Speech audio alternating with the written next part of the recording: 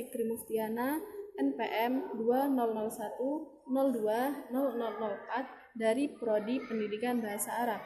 Di sini saya akan menjelaskan tentang pengertian ketahanan nasional, aspek-aspek ketahanan nasional, asas-asas ketahanan nasional, dan sejarah terwujudnya ketahanan nasional.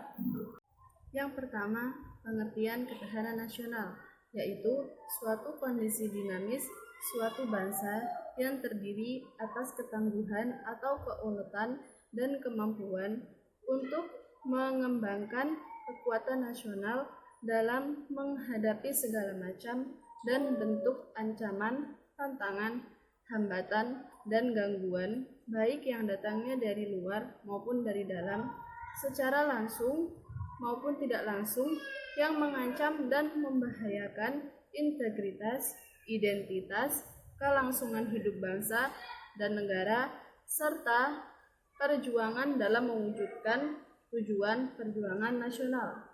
Yang kedua yaitu aspek-aspek ketahanan nasional, yaitu yang pertama aspek alamiah, yaitu aspek yang sikapnya statis mencakup aspek geografis, kependudukan, dan sumber daya alam. Yang kedua, aspek sosial, yaitu aspek yang sifatnya lebih dinamis, mencakup aspek ideologi, politik, ekonomi, sosial, budaya, dan pertahanan keamanan nasional.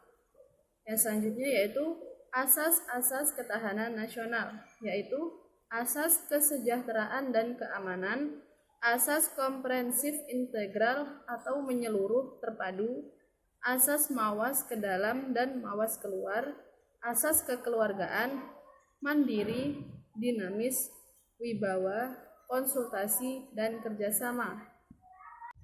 Sejarah terwujudnya ketahanan nasional yaitu sebagai konsepsi yang khas Indonesia, gagasan tentang ketahanan nasional muncul di awal tahun 1960-an sehubungan dengan adanya ancaman yang dihadapi bangsa Indonesia, yakni meluasnya pengaruh komunisme dari Uni Soviet dan Cina pada tahun 1968. Pemikiran tersebut dilanjutkan oleh Lemhanas, Lembaga Pertahanan Nasional. Pada masa penjajahan Belanda, Indonesia terpuruk karena Belanda telah mengambil sebagian wilayah Indonesia, dan sehingga sebagian warga Indonesia disuruh bekerja, yaitu bekerja rodi. Pada awal abad ke-20, banyak pemuda Indonesia berpendidikan tinggi, sehingga pada tahun 1908 berdirilah organisasi nasional pertama di Indonesia bernama Budi Utomo. Pada tanggal 28 Oktober 1928 di Jakarta dicetuskanlah Ikrar Sumpah Pemuda yang dipelopori para pemuda yang membuat para pemuda Indonesia mempunyai semangat merdeka yang besar. Sekian dari saya akhiri. Wassalamualaikum warahmatullahi wabarakatuh.